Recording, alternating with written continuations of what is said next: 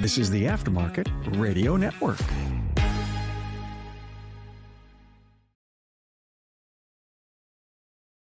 Hello, everyone. Welcome. Thank you for joining me. I'm Craig O'Neill, and this is Speak Up, Effective Communication.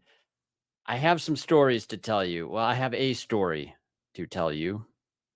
It has to do with two things that I enjoy talking about the most. One of them is rucking. A lot of you who have heard me know I enjoy rucking as a physical fitness regimen. And of course, I enjoy talking about speaking. Both of those things are something I'm passionate about.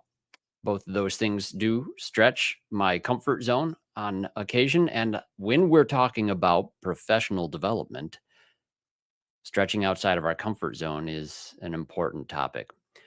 Now, I'm going to get into how a recent rucking event, a marathon distance ruck, also led to a story where speaking up was necessary for me to prevent a crime. And if you followed me on social media before, you may have seen something of the story. The local cemetery around my home was vandalized, and I saw and was able to film the person in the act.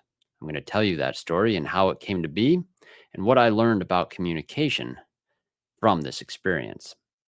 But before we jump into the story, first, let me express a sincere thank you to all of the sponsors who make this show possible. I couldn't do this without you. Your support means the world for me.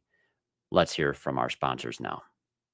Looking to take your shop to the next level of quality service, team culture, and overall profitability? At the Institute, we provide personalized coaching that aligns with your goals of financial stability, excellent customer service, and employee satisfaction. Our priority is helping you establish significant and sustainable progress. We work with you to create strategies that reduce the stress of running your business, improve your quality and performance, and optimize your profitability. Experience the benefits of professional coaching by visiting wearetheinstitute.com/business-assessment. Hey friends, as you know, I'm a proud member of the AutoFlow team, and let me tell you, we've changed how business is done for auto shops everywhere. We support your client experience before, during, and after the work is done. Imagine this: timely updates sent directly to your clients, branded digital vehicle inspections, and seamless communication from start to finish. That's why shops love AutoFlow. And hey, with those 5-star reviews rolling in, you'll wonder how you ever managed without us. Take an important next step and take your auto shop to the next level. Visit www.autoflow.com. Get on board with an AutoFlow trial. Are you ready to meet your perfect auto repair shop management software partner? Well, say farewell to the days of transactional relationships and hello to a true partnership that elevates your business. The #1 all-in-one solution is AutoLeap. You're not just getting software, you're gaining a dedicated ally committed to your success. AutoLeap will help you sell more, save time, and delight your customers at every turn. From scheduling appointments to creating estimates, generating invoices, managing technicians, and seamlessly syncing with QuickBooks to keep your records updated. Experience the difference a true partnership makes. Visit Autoleap.com and book a demo today. Autoleap, your trusted partner for success. Want to see your auto repair shop thrive? Are you looking to drive more customers to your auto repair shop? Let ShopDog Marketing be your guide. Our customer-first approach, combined with AI-driven creative content, ensures top rankings. Dominate mobile first and voice search with our specialized expertise. Reach out to ShopDog Marketing today and start growing your business. Don't miss out on this chance to boost your business. Visit shopdogmarketing.com. Inbound has exclusively served independent auto repair shops with expert communication solutions for years. Our robust VoIP platform ensures you stay connected while our industry-leading AI analytics take your business to the next level. We provide the tools you need to understand your customers and optimize every interaction. Choose Inbound for proven expertise and unmatched innovation. Visit callinbound.com and discover the difference we can make.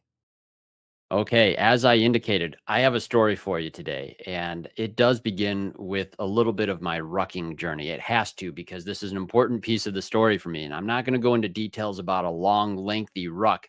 That's really long and not a lot of interesting things happen. There's some beautiful scenery, some sore feet. You get hungry, you get tired, and then eventually you get to the finish line and you feel great. There's probably more to say on that subject, but the one thing that does not feel great after you go for a long distance ruck is undoubtedly your feet. Now, when I go through these sort of things, I like to, I'm very proud of this event. On in Traverse City, it was beautiful. It marked 1 year of having a rucksack and doing this activity. It was a major goal for me. It was well outside of the range that I've ever gone before. Normally, I've half marathon is the furthest I'd gone. In this particular case, I actually did a marathon plus an extra mile. And I think the extra mile piece is kind of a neat theme for the story here, because when I got home and as I was recovering from the longer distance ruck, I had a pretty sore spot on one of my feet, and it was really difficult for me to continue with my other goal for the year, which is my daily 5K. And I had to, first night back home, I was switching different shoes. I was shuffling in sandals, tried a different pair of flip flops after that, different pair of running shoes, and kept having to return home because it was a piercing pain, and I was nearly going to cause my foot to bleed, which would have been a big setback for my goal for the rest of the year. I wanted to avoid that. But it was a struggle getting any distance in throughout the week until finally Thursday night. I'm actually feeling pretty good. I did a lap around the cemetery by my home the way I normally would. Now, as this story unfolds, there's one thing I want to point out is I'm generally very aware of the cemetery around my home. This is something that I do on a regular basis. It's a beautiful place. If you're looking at our podcast on YouTube, I'll show you a picture of the cemetery here, and it's deer are out. The geese are migrating right now. It's very peaceful green space for me to be able to experience some nature, but still be in a area that's not far from home, has paved trails, and it's generally good for any kind of physical fitness. Lots of people jog, walk, bring strollers, bike. Just a great green space like you would have in really any city. Now, as I was walking through the cemetery, I did see a individual that seemed a little bit suspicious, but he was just wandering around the grave sites. And sometimes you'll see that people just wander along. It's a very old cemetery, and it's kind of interesting to go through and see how old some of those dates are on those tombstones. In this particular case, there was a little bit of a vibe that I picked up off the guy, but I didn't really pay too much attention. Just a mental note as you're walking about. Sometimes you just are aware of your surroundings, as you should be, uh, and kept going about my way. Now, as I neared the end of the first lap around this area, I had a choice to go home, and I nearly did. My foot was still pretty sore, and I thought about going and swapping some footwear or something again. But I figured, all right, well, no, we're just going to embrace the discomfort. We're just going to push through it. And I'm glad I did, because as I started into lap number two, this is when I saw that same individual had crossed to a different part of the cemetery. And in front of me, I could see him pick up something and smash it down to the ground, which was interesting because at first, when I saw this between the trees that I was looking down, it was well over 400 feet away, probably when I saw this. My first reaction to being shocked at seeing someone smashing the statue wasn't shock at all. It was just a little bit of bewilderment, like, oh, maybe it's a cemetery worker and they're working on something and it involves maybe opening a cement bag, and that's what I saw. I don't know. I had no idea. Then I saw him pick up immediately after that a which was clearly a statue of Mary from one of the grave sites, and smash that down too. And that was pretty obvious what I was looking at here. Now I'm scrambling to pull my phone out, and what I was able to film and see is something that I've now shared with police and a news station, actually several news stations. I'm going to play that for you now so you can actually hear the beginning of what triggered a series of events that I find it very interesting, especially my choice of words. You'll see.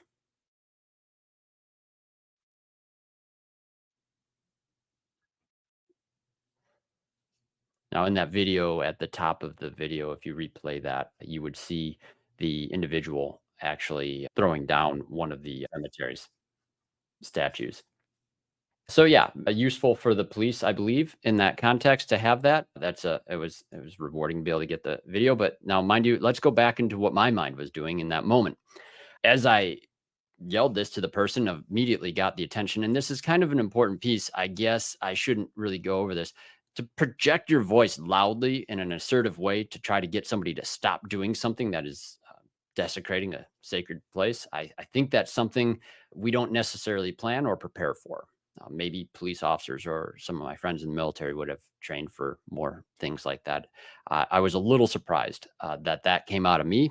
My kids might not be surprised. I'm pretty sure they have heard me yell, "Hey, knock it off," a number of times, but probably not that loud or with that much seriousness. In this particular case, it did get the attention of the individual, and it wasn't the kind of attention that I wanted. I was alone at this point in the cemetery. There were no other people around other than me and that vandal.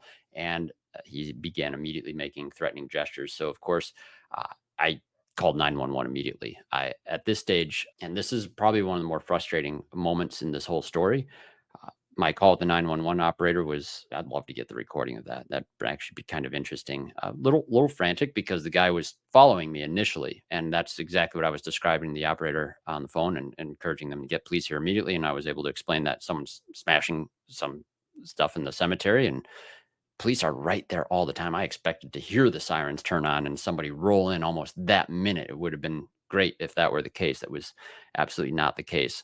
Very quickly, the person stopped following me, and I was far enough away that I turned and I just kept following them from a distance while talking to the 911 operator and describing where the person is now going. Initially, they were going to go towards the neighborhood, it looked like, and now they're walking back through the cemetery. And I distinctly remember the 911 operator making sure I was safe, but then telling me they have to clear the line. I was like, "What? No, no, stay in line with me. This is ongoing right now. What else do you have going on tonight that's sober? I mean, maybe there is something major. I don't know." But I assume my city, of the size that it is, has plenty of 911 operators and lines open, and evidently they seem to be a little overwhelmed. In either case, effectively, they wouldn't transfer my call to the police or anything else. They ended the call. And I was a little dumbfounded as now I'm still alone in the cemetery following someone who's just desecrated the place and I don't know what to do. Except I call my wife. She didn't pick up her phone immediately, but I knew who it could call, who always has phone in hand these days. Not necessarily a compliment, but my son, I will compliment in this point. He had his phone in hand. He answered it quickly and he answered the call as he got my wife and drove down to the cemetery to be near me so that if I needed a vehicle getaway or any extra hand, they were there to provide that, which empowered me to continue following where I saw the person go. And that's where really the next sequence of events came in. And I'll continue to play a video in the background here as I describe this. I was able to see the person walk up a path, and I'm showing the video if you're watching this on YouTube. And that path leads towards some park facilities. On the other side, there's ballparks, there's playgrounds, there's soccer fields, and basketball courts, you name it. It's a nice park in our neighborhood. And I took my time following there. Once my wife and son arrived, it was a little bit easier for me to get to the point where I could cross through that area. Tight corridors. I didn't want to walk into that spot alone in case the person who was aware I was following him decided that he would ambush me. But that is what I did. I walked through the path, and then there was another point where there was an altercation. I'll play that audio here. Almost an altercation, I should say. Knock it off! Yeah. So what you might not have been able to hear in that is he said, "You want to die?" It was one of the phrases that I actually could hear. That's when I replied no. But everything I did after that, as I've analyzed this, I've had time to analyze this and think about what was going on. My son and my wife were behind me in the vehicle. At this point, the guy wasn't making any moves towards a weapon or anything. I didn't feel like we were in any immediate danger. And I'll caution some people, as I shared this story on social media, we were very much like, "Oh, you made that threat. I would have put him down," type of a statement. It's like, no, there's a playground behind the guy and to the left. A little bit hard to see in that video, but no, you wouldn't. And he wasn't moving towards me. There would have been no cause for a deadly altercation in any sort of context, even if I were armed with a deadly weapon in that moment, which I was not. And so what was I trying to do? I was trying to give the guy an exit very much in the belief that the police were on their way. I expected them to arrive at any time, and that's exactly why I said, "Go about your way, and I'm just going to keep following you from a distance and tell the cops where you are." It's the whole plan. That's all the plan that I had, and that was what I expected to happen imminently. Guys, the cops never showed up. The cops were actually a little disappointed when I talked to a few of the officers that picked up this case later on. Like there probably was a dispatching error, and that they really wish they had been there. I learned some other things too throughout some conversations, and it sounded like they actually had a confrontation with that guy earlier in the day, but he had committed no crime at that point, and there was no justification to arrest him. Those are all very concerning facts. But what we were definitely dealing with, I learned, is an individual who is off, who is not in his right mind. And if you're asking yourself who's going to go through a cemetery and desecrate grave sites and smash statues, two things really kind of come to mind for people: either some kind of roving gang of teenage kids out there for just raising heck, or some other scenario like this where the person's just out of their mind. This is not something I feel like a rational person's going to do. It seems like even some criminals that would go out there and commit crimes would stop short of this sort of a crime. Uh, so where I'm going with this is like I don't want it to seem like I was recklessly going after a guy trying to be some vigilante. I was hoping to just keep sight of him for the police to come up and take care of it. And as I was communicating more on this with the police officers later on, yeah, we all felt kind of the same on this. This was sort of a fundamental breakdown. Where we're going next, though, is like once we lost sight of him, and I did, I had to keep a distance, and I think he just took off running once he got behind some trees. I knew generally where he went, and it turns out there was another section of that cemetery on the other side of the park that also had sites desecrated. Uh, but yeah, I wasn't gonna go following in those areas. It's cramped spaces. It's getting darker at this point. But my wife, son, and I went back to the cemetery to survey the aftermath. And I'll play another video of this with no audio. That if you're looking at this on YouTube, you'll see scanning the area with a flashlight. And for the first time after seeing the crime happen, looked at and surveyed the damage, and we lost count really of how many grave sites were smashed. Large tombstones are tipped over. There's a really about a 6 foot statue of Jesus that was toppled. Many statues of Mary completely smashed. Flower pots smashed. Dirt everywhere. Flowers and flags strewn about. Grave sites where there's American flags for men and women who've served were tipped over and littered on the ground. It is really just a horrifyingly frustrating thing to see. And at this stage, I'm really frustrated. And if I were playing the audio, you would hear me expressing the degree of how awful this is, and my wife and son collectively recognizing like police aren't showing up. Like, what do we do? Do we call the news? And basically, that's what we did. This turned into 3 different interviews, interestingly, 3 different news stations: News 8, WZZM 13, and then Fox 17, both in my hometown. So over the weekend, talking to 3 different news sites. It's kind of the next point that I'll make on this from a communication standpoint. After sleeping on it all, that was I mean, I filed a police report that night when I got home. My adrenaline was going until probably 11:30, 12 o'clock at night. I can't even remember what time I finally went to bed, but filed a police report, didn't hear anything back from them for a full day. And we were heading into a holiday weekend, and I don't know if that impacts things or not, but it seemed sluggish. The news was not. The news was not. So the very next morning, they asked if I could pop down to the cemetery and do an interview, and I did that. And I'll link those in the show notes if you're interested to see what those interviews look like. Now, there's some comedy to this as I look back to it now, and maybe it's too soon for some of you to be able to laugh at an event like this, but for me, one of the things that, and I actually need to show the footage here.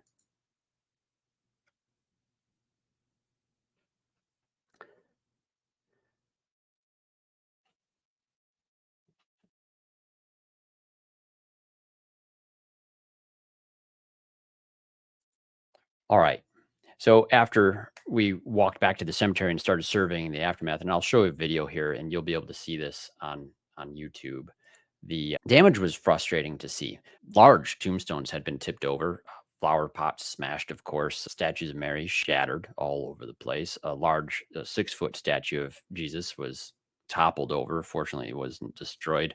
Uh, but these are grave sites, some of them very recent, some of them for soldiers who have served, and the American flag is there strewn on the ground, and flags with pictures of family members. There was some a recent case back in, I think it was 2021. One of the families who lost a son to a gunshot victim has a grave site over there, and that was just scattered all about. And these families visit these very regularly. It'd be a very insulting frustrating thing to see this stuff. And we felt that same sort of rage as we walked around. It's dark and you see my flashlight moving across things here. But if I were sharing the audio, I would have to filter a lot of it out because it's dismay, disbelief, and frustration that this could happen. The guy had likely been in that cemetery probably for hours. And remember, I had mentioned I had seen him earlier on the walk and had that vibe. I noticed him wandering across sites. I didn't at that point really notice the damage at all. And that it kind of bothers me that I didn't see it sooner. I don't know how many other grave sites I could have stopped, but there were more people around. It might have been better. I don't know. Uh, I don't know. We'll never know on some of that stuff. But one guy, one guy did this for a while and doing it in daylight. I have to believe, again, obviously he's out of his mind. This is something that maybe he wanted to be caught. Maybe it is a cry for help. Who knows? Who knows? All speculation. All I do know is cops didn't show up that night. That was super frustrating. Uh, we called the news.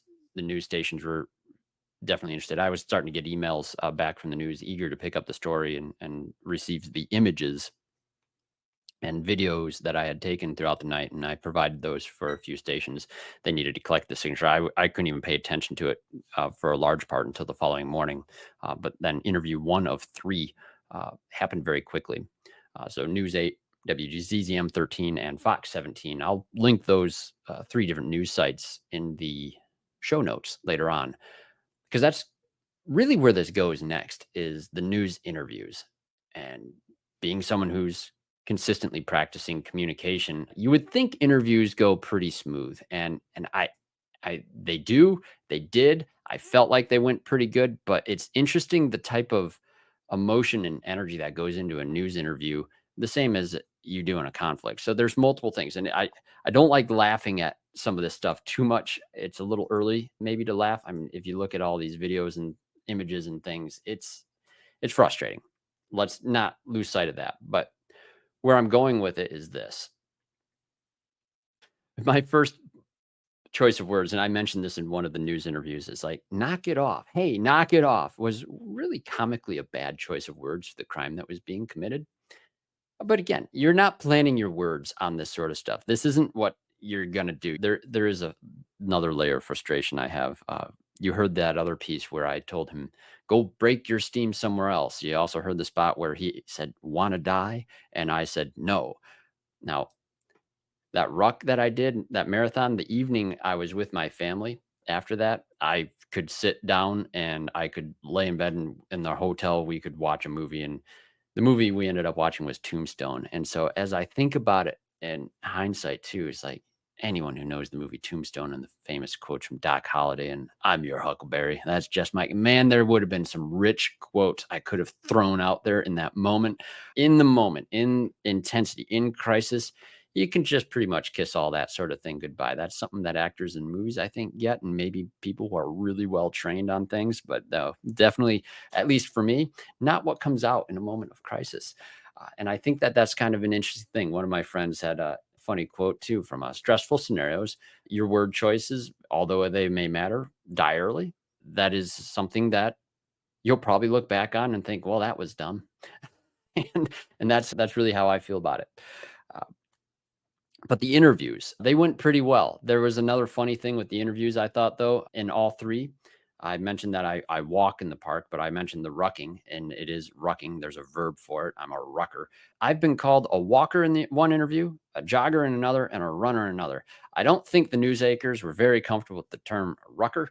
I think it rhymes too much with other things, and it just wasn't in the vocabulary or going to flow very easily for them in their news cycle. Kind of a funny piece as well.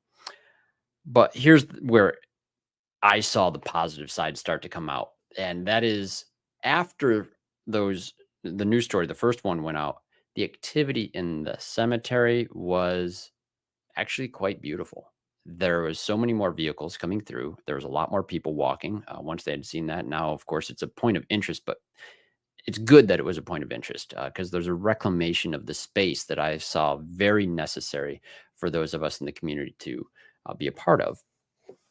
And walking through there, having done the interviews recently, it was it was interesting because a few people are saying, "Oh, you're the guy in the news," and it's kind of a neat experience. Not one I've had before that I can think of, and fortunately, in the news for a good reason for myself, at least not a bad reason. Uh, but it opened up conversations that I would never have had in that cemetery before, and I met families, and they started telling me the stories of their family all throughout that space. They were saying, "Oh, over on that hill over there on the other side is where my grandparents are born, and then my father's site unfortunately was hit." And like they're telling, like, "Oh my gosh, I'm so sorry about your father's gravesite and all this stuff." So like, "Oh no, but you saw the guy. What was he like?" And I was able to describe the guy. This guy wasn't mad though. And then as I explained, like the guy was off, like he was clearly a very sad individual. One other word that I didn't mention this earlier that the vandal actually had said is he didn't care. It was hard to hear in that video, but I could pick up that he didn't care.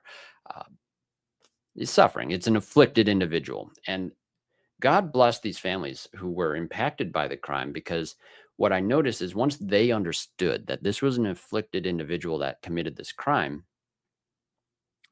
their anger dissipated and it turned more into even some empathy for that individual who committed the crime, which I thought was extraordinarily powerful and extraordinarily healthy as well.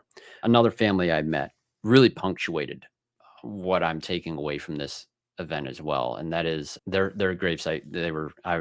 They recognized me, and I was walking through there, and they had just arrived, and they were surveying the damage, but they were going to go find their family's plot. Sometimes hard to do in a cemetery, but I walked with them and talked with them for a little while, and found their site, and they were just absolutely relieved to see theirs was intact without any damage. Very relieved in that moment. But they continued to tell the story of their family around the cemetery and how all the people in that plot are there. And this woman had lost two sons. And she said, "These are my boys right there." She points to the two tombstones, fairly recent. 2020 in December was one, and another one as recent as 2023. And she told me that both of those, both of her boys, uh, struggled with addiction. And 2020, 2023, even early 2023 for sure. Anyone who was alive in those years understands what those years were. COVID and post COVID, very stressful time for a lot of people. And the fact that there is this woman who's uh, relieved that this plot is there, all the things that are going on. We had a mentally off individual who later I found out from police they may know the guy, not certain, but they may. And if it is the case, yeah, he has a social worker. He's supposed to be getting treatment, struggles with addiction and some other things potentially. They don't give me any details there, but it sounds like they had more than one interaction with the individual. But if it is an addiction case or a mental illness case, in either case, seeing those two stones there for that family and knowing how that individual, maybe it was someone else that found him that night. Maybe it was an altercation that came with a police officer. Maybe it's good that there wasn't any further interactions that evening with the individual, and they'll find him on better terms and in a better state of mind where it'll be a peaceful outcome and he gets the help he needs. Who knows? There's a lot of possible scenarios there. But what I'm walking away with on this whole thing is that, yeah, it's interesting. A moment occurs where you're stretching yourself. I could have turned and gone home and none of this would have been a story that I get to live with. It punctuates a major goal of mine that was just a personal goal of doing that marathon. And it turned into, wow, all right, this personal goal and this journey that I've been on had a positive impact on the community. Uh, Being able to give the police the evidence they need to force the guy, hopefully, to get help, being able to let the families who were impacted by this know that, yes, it was one individual, not a random mysterious group of people who we'll never find, right? We know something about who the person was. It allowed the anger to dissipate. It brought the community out there more. And there's more people walking. There's more cars coming to visit. The weekend of Labor Day weekend, there was people in that cemetery all the time, and they would stop and they'd be watching the deer as well. I felt like I had more company again on those walks. uh, I do not mind solitude either on my walks, but it's great to see more people out and about, and it feels more of a safe place when that is the case.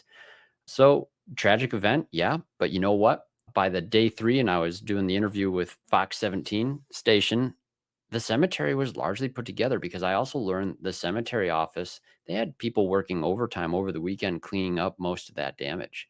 And the coolest one was, and so appropriate, I made a post on this on social media. It was day 3 and the statue of Jesus was re-erected. Thought that was a nice little punctuation piece on there, but it was cool. It was really amazing how quick things came together to restore the space. And I wonder if how quick it might have been or how long it could have been before it got reported. Otherwise, who knows? Who knows? But I guess the thing is like, hey, you know what? You're working on your personal goals. You never know what it is when you have a daily place you go. You never know what sort of situation can come up, but be out there. Don't be afraid to speak up too much, but be safe, be smart about it. My wife was not happy that I chose to follow the guy, especially before she arrived as well, especially since the police didn't arrive. Uh, yes, we've reevaluated some of our safety protocols for any scenarios like that that come up again. Absolutely. And you probably should too, if this story can encourage you to do that as well. So you do feel confident in speaking up. Awesome. Uh, but really, I think there'll be more to this story as it continues to unfold. I think there's definitely some of my friends who have seen there's some humorous elements that I haven't shared here as well that came from this. But yeah, no, it was a really oddly impactful event that I guess in the end I'm very proud of how I performed on that. And I don't know that the same version of me a few years ago would have even been out there walking. That would have had the confidence to pull the phone out necessarily and do that. There's times in life that ebb and flow on this sort of thing. And yeah, keep working on yourselves out there. You never know if it is just going to impact you. But the whole idea of improving your communication skills or your physical fitness is that you can be stronger and healthier. And the ultimate goal of that is that you can be an asset to your community. This was a great moment for me. I hope you enjoyed the story. And I look forward to telling you more again. As always, folks, I am always interested in hearing topics you want to hear about. You can reach out to me at speakup@craigoneal.net. Send me an email. If you want to have a talking point or you would like to come on the show and discuss a topic that's important to you, I'd be willing to talk to you about what that might look like. So please reach out and definitely visit our sponsors. Thank you again to all of you who have made it possible for me to do this program. We'll see you all next time. Remember, before you speak up, listen up. Have a good day. You've been listening to Speak Up, Effective Communication with Craig O'Neill on the Aftermarket Radio Network. Follow Craig on your favorite podcast listening app and on his YouTube channel. Let him know what you'd like him to speak up about. Craig is all for advancing the automotive service aftermarket.